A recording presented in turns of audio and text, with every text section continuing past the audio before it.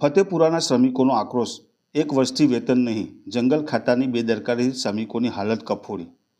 આજે દાહોદ જિલ્લાના ફતેપુરા તાલુકાની ગઠરા ગામની એક સમસ્યા લઈને આવ્યા છે। અહીં જંગલ ખાતામાં પ્લાન્ટિંગનું કામ કરતા શ્રમિકોની હાલત કફોડી બની ગઈ છે, કારણ છેલ્લા એક વર્ષથી વધુ સમયથી તેમને વેતન ચૂકવવામાં નથી આવ્યું। ગઠરા ગામના કૂપ નંબર 9માં 2024-25 દરમિયાન આ શ્રમિકોએ સખત મહેનત કરી તેમને ઝાડ રૂપિયા, પાણી આપીને ઉછેર્યા। એટલું જ નહીં, જ્યારે રેન્જ ફોરેસ્ટ ઓફિસરે ખાડા નાના હોવાનું કહીને ફરીથી ખાડા ઊંડા કરવા જણાવ્યું ત્યારે શ્રમિકોએ તે પણ કરી બતાવ્યું, પરંતુ આટલી મહેનત છતાં જંગલ ખાતાના અધિકારીઓએ તેમની મજૂરી ચૂકવવામાં સંપૂર્ણ બેદરકારી દાખવી। આ શ્રમિકોએ જણાવ્યું કે અમે દિવસ રાત મહેનત કરી પણ એક વર્ષથી એક પૈસો મળ્યો નથી। ઘરમાં ચૂલો સળગાવવા પણ મુશ્કેલ બન્યું છે। બાળકોની ફી ભરવાના પૈસા નથી અને અધિકારીઓને કાંઈ પડી નથી।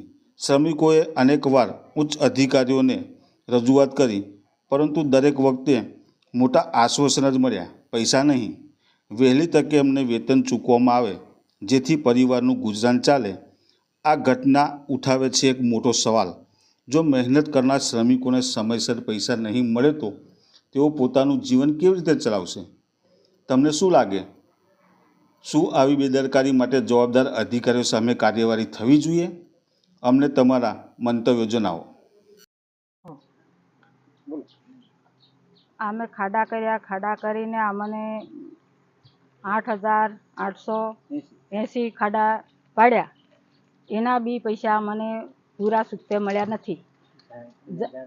ને એમાંથી ઝાડનો રૂપાય રોપી દીધો, પછી ગોડે માર્યો, પછી ફરીથી આ મને પહેલી વાર કીધું કે નાના ખાડા પડે, એમ કીધું સાહેબ ગણતરી કરવા આવ્યા નહીં, તો પછી ફરીથી અમે ગોડ માર્યો બીજી વાર મરાવીને ફેર આ મને પૈસા આપ્યા નહીં। તમે આ બાબતે કોઈને રજૂઆત કરી છે?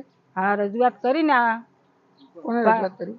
વોચમેન ને અમે જે વોચમેન અમને અમને લગાડ્યા ને નહીં। બરાબર, શું નામ છે આપનું? મારું રૂપલીબેન પારસિંગ। 2024-25ના ખાડા 8,880 ભાભોર સાહેબે મને મુહૂર્ત કરાવી। એમની એ સાહેબની ફોરેસ્ટર હતા, એમની બદલી થઈ ગઈ, સુખસર ગયા, અને પછી મને કલ્પેશ હાથ કરીને સાહેબ આવ્યા બીડગાડ, એમને 8,800 ખાડા મેં પૂરા કરેલ છે। એ પૈસામાંથી મને પૈસા પૂરા આલેલ નથી અને 17,000 રૂપિયા આપેલ છે, એ અને 17,000 મેં મજૂરી ચૂકેલ છે। અને RFO પરમાર સાહેબને મને ઝાડા રોપતી વખતે કીધું કે હું પૈસા આપીશ, પણ આજ સુધી મને પૈસા આપેલ નથી। અને વીડિંગના પૈસા એક વીડિંગ કરાવી અને એક વીડિંગના પૈસા આપેલ છે અને બાકીના પૈસા આપેલ નથી। આ વીડિંગના પૈસા ના આપે તો મજૂરો મારું ઘરના ગોર પાડે છે। અને આખરે મારે પાટવેલ મને ફેરા કરાયા, એ પણ પૈસા બાકી છે। એ પૈસા મને હોળીના બંદોબસ્તમાં મને 10,000 રૂપિયા આપેલ છે અને મજૂરોને પૈસા આપેલ નથી। એના પછી અને અમને પૈસા માંગવા જતાં અમને ના પાડે છે કે જો પૈસા વધારે માંગીશ અને તો તને હું કાઢી માંડીશ। RFO પરમાર સાહેબ બોલે છે અને કલ્પેશ કે તને પણ હું ઘેરે કાઢી માંડીશ, અને જે કલ્પેશ સીધો બેનને ગાળો બોલે છે મને। એટલે મારે આના માટે આ પગલાં ભરવા પડે છે। પારગી પાથુભાઈ પુરાભાઈ। તમારો હોદ્દો શું છે? વોચમેન। 2024 પહેલો મહિનો હું પાણી છાંટવા આપણે વૃક્ષોને આપણે નર્સરીમાં અમને પાણી રેડવા 2 ભાઈ, અમે મારો ભાઈ અને હું 2 ભાઈ બોને અમે નોકરી જતા હતા પહેલા મહિનામાં 2024 પહેલો મહિનો। અને તો નોકરી બોલાયા જ્યાં અને પાણી છાંટ્યું, ઝાડાને પાણી છાંટી અને પછી અમે પહેલા મહિનાનો પગાર આપ્યો, બીજા મહિનાનો આપ્યો, ત્રીજા મહિનાનો આપ્યો, પછી ચોથા મહિનાનો અને પાંચમા મહિનાનો પગાર આપ્યો નથી। અને એ 2 મહિનાના બાકી, એ RFO સાહેબનો પગાર બાકી। RFO સાહેબ અમે પગાર કામ કર્યું અને RFO સાહેબે પગાર અમને ચૂકવો નથી। રતન સાહેબનો પગાર ચૂકવાઈ ગયો, જે રતન સાહેબ હતા ને એથી માંડીને પગાર ચૂકવાઈ ગયો। અને RFO સાહેબે પછી આ 2 મહિનાનો પગાર અમને ચૂકવો નથી। RFO સાહેબે કીધું કે અહીંયા જ આ જગ્યા પર જ અમે સાહેબને રોક્યા તમે કે સાહેબ અમારા પગાર મારા ભાઈનો અને મારો, તે કે સાહેબે કીધું કે હું બેન તમે ટેન્શન લેતા નહીં, આ તમારો પગાર હું ઘરે આવીને ચૂકવી જઈશ. આટલા દિવસથી મેં રાહ જોઈ, કેટલાય વાર 10 વાર 15 વાર મેં પૂછ્યું સાહેબને, તો સાહેબે જવાબ આપ્યો ને કશું. આટલા દિવસ સુધી રાહ જોઈને થાકી, તે મને પગાર આપ્યો નથી. આરે સાહેબ. તમારું નામ બોલો. મારું નામ શારદાબેન ડીંડોર.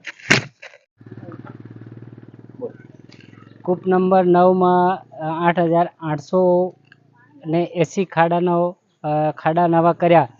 એના પછી અમે ફરી ચોમાસાનો ટાઈમ આવ્યો એટલે ઝાડા રોપવાનો ટાઈમ આવી ગયો એટલે ઝાડા રોપ્યા પછી અમે ફરી પાછા ગોડ આવ્યો, ગોડ કર્યો. અમે ગોડના પૈસા પૂરા અમને મળ્યા નથી, ખાડાના પૈસા પૂરા મળ્યા નથી, અને ફરી પાછો ખાડા નાના પડે છે એવું કરી અમને ફરીવાર બીડગઢ સાહેબે અમને ફરીવાર ગોડ કરાવડાયો. એ ગોડના પણ અમને પૈસા આપ્યા નથી. આજ સુધી અત્યારે દિવાળીએ પૈસા આપે, દિવાળીએ નહીં આપે, હોળીએ પૈસા અમને નથી આપ્યા. અત્યાર સુધી અમે રખડીએ છીએ. અને અમે અમારા વોચમેન છે, અમારા ગામનો છે, એના જોડે કામ કર્યું હતું, એને કામ કરાવ્યું હતું. તે એને પૂછવા જઈએ તે આગળથી પૈસા નથી આવ્યા એમ કરીને અમને એ પણ ના પાડે છે. અને એ ખરેખર વાસ્તવિક એમની પાસે પૈસા આવે તો અમને આપે ને, ક્યાંથી આપે? એટલે અમારે પૈસાની જરૂર છે, અમારે ખાવા પીવાના ફાફા પડે છે. નામ તમારું? મારું નામ પારસીમભાઈ સળુભાઈ, ગામ ગઢરા.